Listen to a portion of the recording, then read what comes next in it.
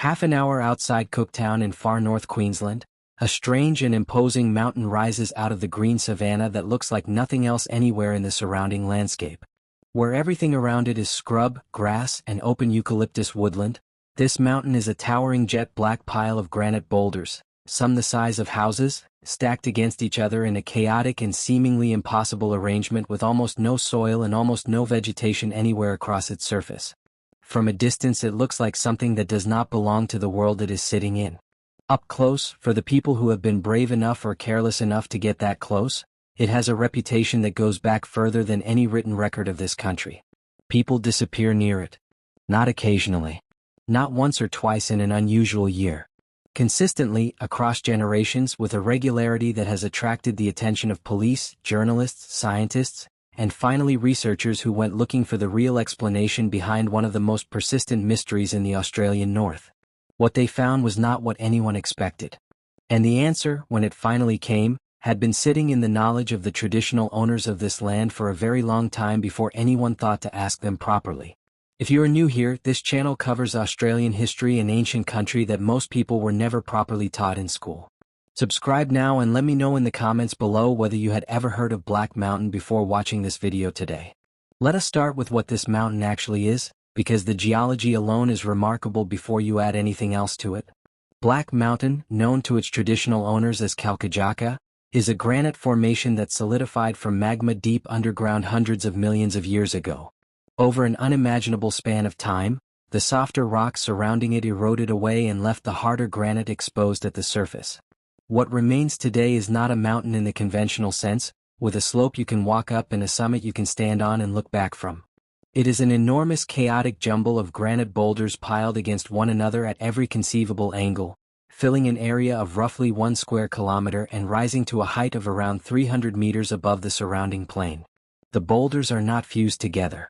They are simply stacked, balanced against each other by gravity alone, creating a labyrinth of narrow gaps, deep fissures, and hidden chambers extending well below the visible surface.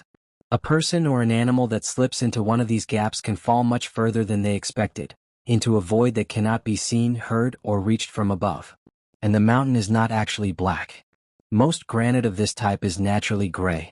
The darkness comes from a thin biological crust, a combination of lichen, algae, and cyanobacteria that has built up slowly across the rock surface over an extended period, staining it to the deep charcoal black that gives the mountain its name and its unmistakable appearance from the road. Underneath that dark biological layer, the granite itself is the same pale gray found in formations across the region. What makes Kalkajaka genuinely dangerous is not its color, its size, or its remoteness. It is the structure underneath. The spaces between those stacked boulders create a hidden world below the surface, a network of passages, shafts, and chambers that extend into the mountain in ways that no surface survey has been able to fully map. Search and rescue teams with specialist caving equipment have on multiple occasions been physically unable to safely access certain voids at all. Moving surrounding boulders to reach someone trapped inside risks destabilizing sections of the entire formation. The mountain is officially closed to visitors for this reason. Not as an arbitrary restriction. Because the terrain genuinely does not allow safe access and the National Park Authority has no way to make it safe without fundamentally altering the site itself. You can see it from the road. You can walk to the viewing area at its base. Beyond that, the mountain does not welcome approach. And that has been understood by the people who know it best for far longer than any park authority rule. The traditional name, Kalkajaka, belongs to the Kuku Yalanji people, whose country this has been since long before European settlement reached the far north. The name is generally translated as place of the spear. And that translation is not ornamental. A warning is embedded directly in it. Kalkajaka is described in the dreaming stories of the Kuku Yalanji as the site of a significant ancestral battle. A conflict between the Black Cockatoo and White Cockatoo clans fought over contested hunting grounds in a time that predates recorded history. According to the story, many people died in that battle. Their remains were placed within the mountain itself. The boulders that visitors see today are not just geology. In the understanding that has been carried forward by traditional owners across generations, they are a record.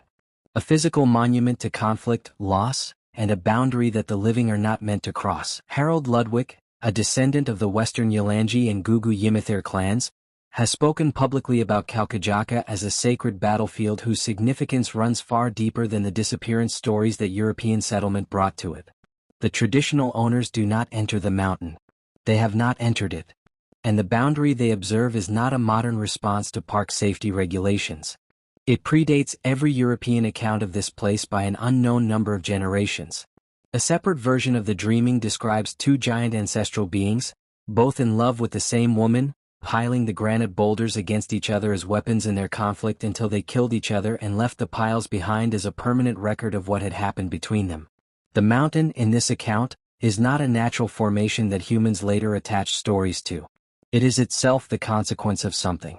The physical remainder of a collision between forces larger than ordinary life. That understanding, held and transmitted carefully across generations of traditional owners, is the oldest account of Kalkajaka that exists. And as we will see, it turned out to be more accurate than many of the European accounts that came after it. European records of disappearances at Black Mountain begin appearing in the historical record not long after colonial settlement reached the Cooktown region in the 1870s. The accounts, repeated in local newspapers and in the oral histories of early settlers, describe a pattern that accumulated over decades. In 1872, a courier named Philip Granger reportedly went missing while searching for a stray calf near the mountain. A search was conducted. Neither Granger nor the animal was found.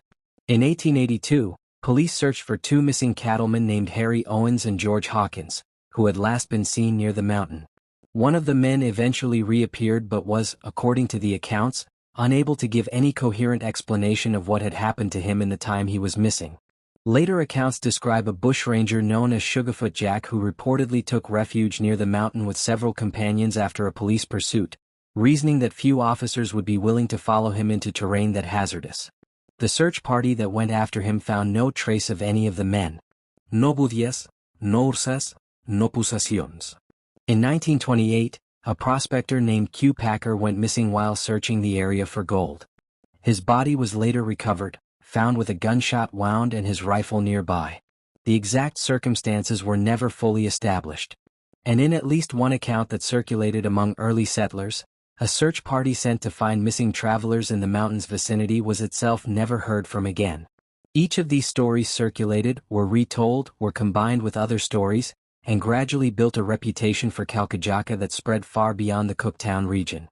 Local people began referring to it as Australia's Bermuda Triangle. A place where the normal rules governing what should and should not be recoverable seemed not to apply. Where official explanations arrived too late or not at all. Where the mountain seemed to take things and give nothing back.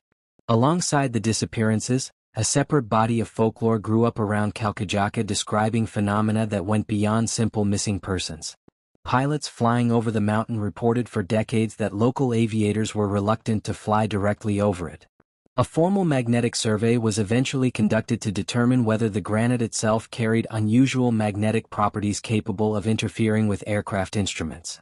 The survey found no significant magnetic anomaly at the site. Reports of strange low moaning sounds said to emanate from within the rock pile have persisted for generations. Researchers who have studied the site's physical structure point to a straightforward explanation. Wind moving through the countless narrow gaps and chambers between the boulders creates sounds that could plausibly be mistaken, in the dark and at a distance, for something considerably more unsettling. Visitors have also long reported a generalized unease simply from looking at the mountain. A reaction that some attribute to the stark visual contrast between the jet black surface and the green landscape surrounding it, and others connect to the weight of the stories already known about the place before arriving.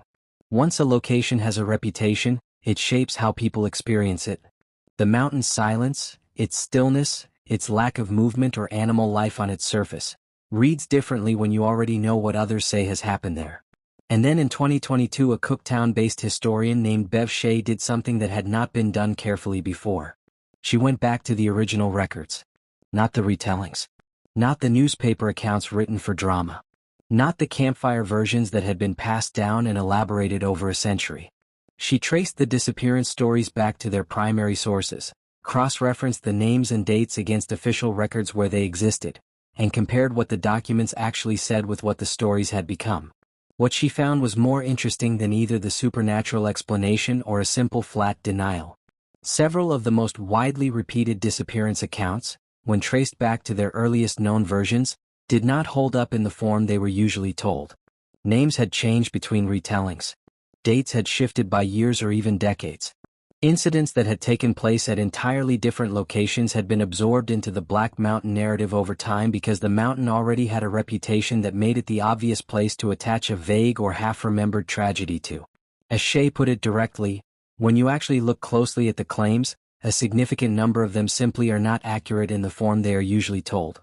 That finding does not mean nothing ever happened at Kalkajaka. Genuine disappearances did occur. The terrain is genuinely dangerous in ways that are not exaggerated by anyone who has stood at its base and looked up at what lies between those boulders. What Shea's research found was that the cultural mythology surrounding the mountain had, over more than 100 years of retelling, absorbed a smaller number of real and tragic events into something that sounded far more frequent and far more mysterious than the verified historical record supports. The real explanation for why disappearances, when they genuinely occurred, were so often never resolved is grounded in the mountain's physical nature and its setting. A person who falls into one of Kalkajaka's deep, narrow fissures becomes invisible to searchers on the surface above them immediately. There is no sight line into the void. No scent trail accessible to tracking dogs. No safe way for rescue teams to physically reach the location once they have identified it. The terrain that makes the mountain so visually striking is the same terrain that makes recovery operations genuinely impossible in ways that have nothing to do with the supernatural. The area's remoteness meant that disappearances were often not reported for days, by which point whatever trail might have existed had gone cold. Nearby waterways carry their own separate dangers, including crocodiles, and the kind of drowning incidents common to remote Queensland waterways generally. Heat, unfamiliarity with the terrain, and poor decision-making under conditions of exhaustion have all been identified as factors in specific documented cases. None of this requires anything beyond the physical reality of the place. What remains genuinely significant about Kalkajaka, after the research has been done and the stories have been separated from what can actually be verified, has nothing to do with magnetic fields or unexplained phenomena. It is the layered history sitting on top of the geology. A real ancestral battlefield. A name that has carried an embedded warning across generations before European settlement existed in this country. A community of traditional owners who understood with complete clarity exactly why this specific place demanded a different kind of respect than the surrounding country, and who maintained that understanding consistently regardless of what newcomers chose to believe or disbelieve about it. The Kuku Yalanji did not warn people away from Kalkajaka because of campfire stories or accumulated superstition. They warned people away because they knew what it was. They had always known what it was. A place where the terrain itself was the danger, where the ground beneath the surface was not stable, where what went in did not necessarily come back out, and where the respectful response was to observe from a distance and leave the mountain to itself. Every scientific finding about Kalkajaka, the hidden voids, the unstable boulder stacking, the impossibility of safe search and rescue within the formation, confirms what the traditional owners already knew and had already encoded into the name they gave it. Place of the Spear. Not because of the battle alone. Because the mountain was always something that required care. Something that pointed in a direction the living were not meant to follow. The disappearances that can be verified are real tragedies of terrain and remoteness. The disappearances that cannot be verified are, many of them, stories that grew in the telling until the original event became unrecognizable. And the mountain at the center of all of it is exactly what the geology says it is and exactly what the Kuku Yalanji always said it was. Dangerous, significant, and deserving of the kind of respect that keeps you at a careful distance. Kalkajaka is not a haunted mountain. The science does not support that. It is a genuinely hazardous formation sitting at the center of a story that grew larger with every decade it was retold, built on a foundation of real events and a far older warning that turned out, on every level that matters, to have been right from the very beginning. The mountain does not need anything added to it to be what it is. It was always enough on its own terms. Exactly as its name predicted long before anyone else arrived to write a single word about it. If this surprised you, leave a comment below and subscribe for more Australian history that most people were never properly taught.